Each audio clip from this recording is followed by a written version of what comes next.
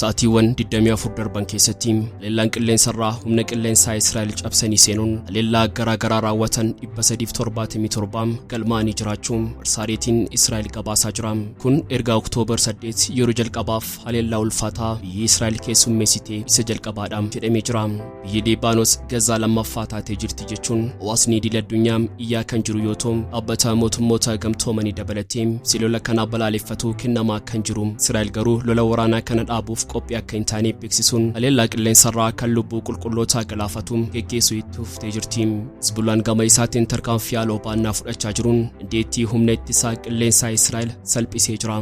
Meeshaa ittisaa qilleensaa Israa'el ittiin dhaadattu Ayirandamiin akka faarfame ta'uu dhabuun sa'aatii 24 darban kana keessatti leellaa rookeettii fi misaayilaa dhibbootaan lakkaaman qolachuu dadhabuun Israa'el yaaddoo keessa galchee jira.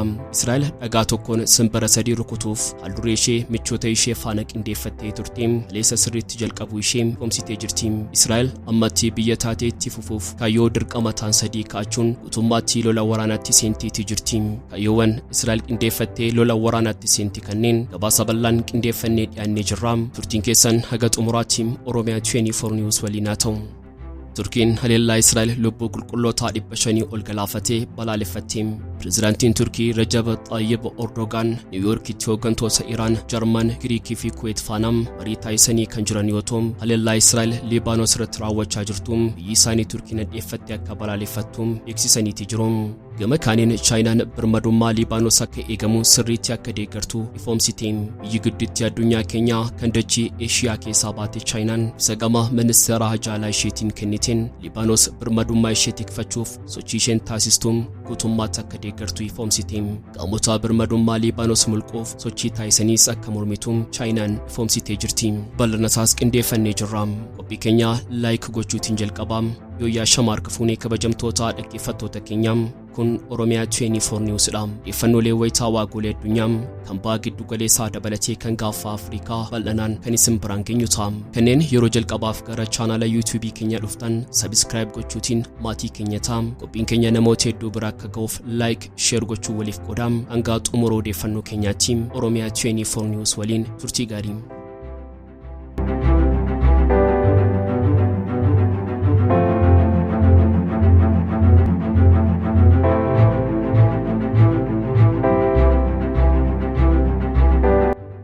Biyyi Liibaanos Gazaa lammaffaa taatee jirti jechuun hawaasni idil-addunyaa iyyaa kan jiru yoo ta'u, dhaabbata mootummoota gamtoomanii dabalatee ibsi lola kana balaaleffatu kennamaa kan jiru yoo ta'u, Israa'el garuu lola waraanaa kana dhaabuuf qophii akka hin taane beeksisuun haleellaa qilleensarraa kan lubbuu qulqullootaa galaafatu geggeessuu itti fuftee jirti.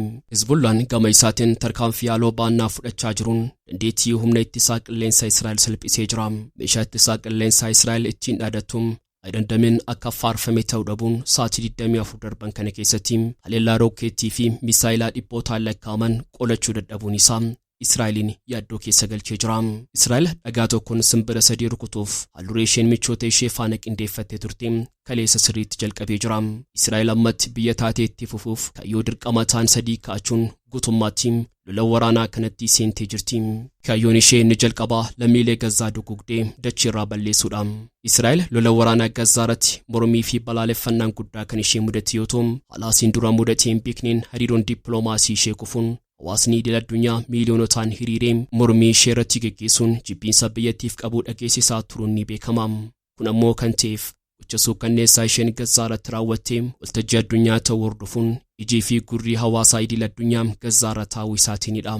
Amma immoo Israa'el hiriira waraanaa ishee gara Liibaanositti naanneeffachuun ishee ijii hawaasaa idil-addunyaa gara Liibaanositti akka naanna'u ni taasisa.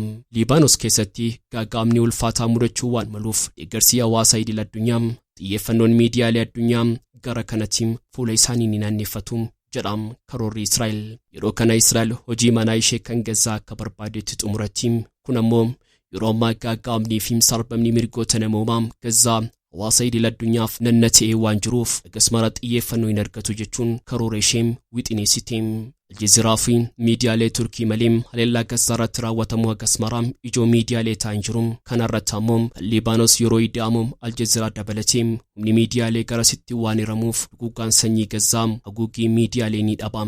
Miidiyaan Aljeziraa dameen isaa Israa'elii fi West Baankitti argamu waan cufamaniif كدري ويرر إسرائيل راوتهم كلتين دبرسون دندان كن أمو إسرائيل كايو إشي قلمان قوف أكا كرورو قداتو كوتيم إشيني غرغرام لميلي غزا أغوغي ميديا رادوكسيتي دوغوغوم بلا في بومبين ويرروف حالوري مجيفتي جراچو إشيتيم تناف لولي ورانا إسرائيل ليبانوس رتبنتيف كايوني ساين قدان كندام كرور إسرائيل إن لما فان لورانا تشاتيرانينا فيرودام ران كالتين إسرائيل فان لورانا يوجل قبديم ثم سيرا إدل الدنيا قوكتشون بيوني ديام إران الرتيالو برد إرابوف كيو إساني كيسا سينسيسون كنكنو باتيران إدتوتا غراغرا جارون غم إساني تين إسرائيل لولو فلتيم أما إسرائيل إران الردو بي بربادوف حزبالله رتيلو لورانا لابسي تجرتيم كنموم إيرانين مدما كيسا قلتوف أكتيم ممين قبوم إسرائيل أمتي كالتين إيران فانا لورانا كيسو برباديم سوامني ساموم أمريكا في ميشون نيشي إفتي كالتين لورانا كانت تكما كمان وان بربادو في دام كناف كايون إسرائيل لورانا ليبانوس رتبنتيف إني لما فا إسا كندام كايون نيشي نسادا فامو حزب الله بربادي سيوتوم كونيم حزب الله حماس فانا يريرون لميلي غزا في فلسطين تاتمسون غتيك عليم إسرائيلين كفل سيسا كنجرو منورانا قومسا أولانا دابا لميتوي ساتيني دام يرو إسرائيل لورانا غزا رتلبسي تجل قبدوم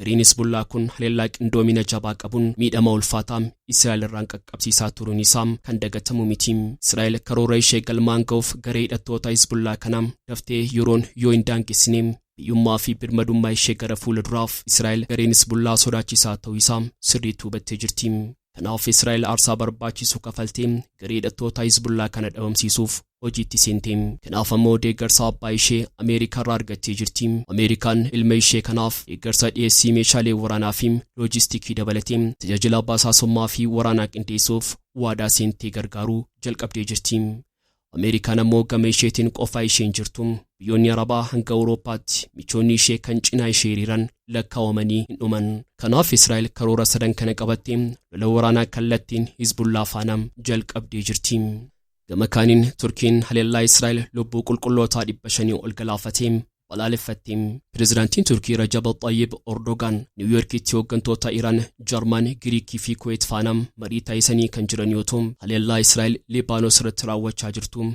بيساني تركي ندفتي أكا بالالفتوم بيكسساني جروم منستر راجالا تركي بسباسين هللا تل آفيف راوة چاجرتوم غاما ورانا نواسانا درنو مدما كيسا قلچوف كنكي كتدام كنجريم يوتوم يوني ديگر سادانك فما هنك ابن إسرائيل فتاي ساجران سياسات إيگر انقلاسو نيتانيا وملكي سوف تتافي تاس فما جروم جبي ساجرو كنجريم بسي منستر راجالا تركي كن أبني موتو موتا قمتومنين نقافي تسقبينا نوا كنافدوف صفسان تركان في برباچيسا كفرتوم آميجرام والقيد أبتا موتو موتا قمتومني كي فما جرورام ودفرچوف غره نيويورك تكن إيمالان بريزيدنتين تركي رجب طيب أردوغان هللا ليبانوس رتي كي فمي بلالفتو نسانيم أقاميجرام أردوغان كتوتا إساني إيران جرمان غريكي فيم كويت دبالتيم بالنغا أولانا منمرتي إدل الدنيا كريم كان ولين ولرقون مريتا يساني جروم بريزيدنتين أردوغان يرو كان الليم الچنسي نتانياو تومالي سيرا إدل الدنيا فيم برغوتنا موما جابسونيسا مالنا دبدي فيم توفيق أمني نغافة چودان دو هنجرو جدو رامدام جدني جروم غزاستي ليبانوسيت نغانا كبو كمبر بادميوتيم واسني إدل الدنيا موتوما إسرائيلين غافة تماغوچون درقاما كنجدي أردوغان منمرتيا قايدل الدنيا أديمسا سيرا في همتا إسرائيل رتياتي مركنيسون موتوما إسرائيل أدبي سيرا إصاف ملو دبرسوك أباجيچون كريم كانيف واميچتا يساني جروم مسينسا ورانا نيتو كانتاتي تركين ويرارا باتي كراتو كولا كوفسيسيم كان إسرائيل غزارة تيكيكي ساجرتو ردد ديبين بلالي فتشا كان ترتيوتوم انكاران هيرو دلدلا تل آفي فانك أبدوم كتوما تدان كتون همتا سيرا نمرتي دي لدنيا رتيم واسي دي لدنيا إسرائيل رتي بنميم ديكرون أبوكاتم مانتم صوف كافيل إيه ساتورونيشي نيادة تمام Chainaan birmadummaa Liibaanos akka eegamuun sirriitti akka deeggartuun ifoomsiteem biyyi guddichi addunyaa keenya kan dachii Eeshiyaa keessaa baate Chainaan ibsa gama ministeera hajaa alaa isheetiin kenniteen Liibaanos birmadummaa ishee tikfachuuf sochii isheen taasistuun guutummaatti akka deeggartuun ifoomsitee jirti. Qaamota birmadummaa Liibaanos mulquuf sochii taasisaniis akka mormituun Chainaan ifoomsitee jirti. Chainaan kana kan jetteef bulchiinsa Liibaanos keessatti Israa'el haleellaa qilleensarraa raawwachuu jalqabuu ishee hordofuunidha. Chainaan Liibaanos dabalateem obboleewwan Arabaa fi akka cina dhaabbachuu itti uftii kan jedhan ministeerri hajaa alaa Chainaa keessattuu haleellaa qilleensarraa Liibaanos irratti gaggeeffamaa jiru Chainaan itti dhiyeenyaan hordofaa jirti jedhanii jiru. Haleellaa lubbuu qulqulloota Liibaanos baafatte kanas biyyi isaanii Chaayinaan akka balaaleffattu akeekanii jiru. Chaayinaan nageenyaa fi tasgabbii giddu galeessaa keessatti fiduuf hojjechaa turte kan jedhan ammallee itti fufuun biyyoota Arabaa dabalatee hawaasa idil addunyaa faana ni hojjetti jedhanii jiru. Ministeerri Haajaa Alaa Chaayinaa dabaluun haleellaan kun kan agarsiisu waraanni Gazaa babal'achaa jiraachuu isaa yoo ta'u hawaasni idil addunyaa ejjennoo dhaabbataa qabaachuu akka qabuu fi biyyoonni naannawaa sanaa gamtaa uumuu akka qaban amanee jiru. Chaayinaan waliigaltee dhukaasa dhaabuu akka taasifamu dabalatee Israa'elii fi Falasxiin akka biyyaatti of danda'anii akka hundeeffaman kan gargaaru Two-State Solution hojiirra akka ooluuf waraanni Israa'el guutummaa Falasxiin keessaa ba'uu qaba ejjennoo jedhu biyyi isaanii Chaayinaan akka qabdu ministeerri kun himanii jiru. Haleellaa qilleensarraa Israa'elii fi Hizbullaa walirratti banan hordofiin xiyyaaronni gara magaalota biyyoota kanneeniitti balali'uuf turan balalii isaanii addaan kutaa jiru. Daandiin qilleensaa Qatar xiyyaaronni isaa gara Beeruutitti balali'uuf Beeruutirraas ka'uun yaaddoo itti uumuun yeroo adda kutee jira. Amma immoo daandiin qilleensaa Biriteen balalii gara magaalaa guddoo lammaffaa Israa'el kan taate Tel Aviv ta'e Tel Aviv irraa balali'uuf ture haqee jira. Daandiiwwan qilleensaa kunneen nageenya imaltootaa xiyyeeffannoo keenya jalqabaa duraati jechuun ibsanii jiru. Websaayitiin hordofii balalii akka agarsiisutti Yoonatti balalleen daandiiwwan qilleensaa biyyoota hedduu gara Israa'elii fi Beeruutitti taasifaman haqamanii jiru. Egaan kabajamtoota hordoftoota keenyaa odeeffannoolee wayitaawaa goolii addunyaa qabannee dhiyaannee asumarratti goolabna. Kanneen chaanala YouTube keenyaa faaraa taatan subscribe gochuun maatii keenya ta'aa. Qophii keenya like share gochuu waliif qoodaa. Gaxumura odeeffannoo keenyaatti waan nu faana turtaniif galatooma.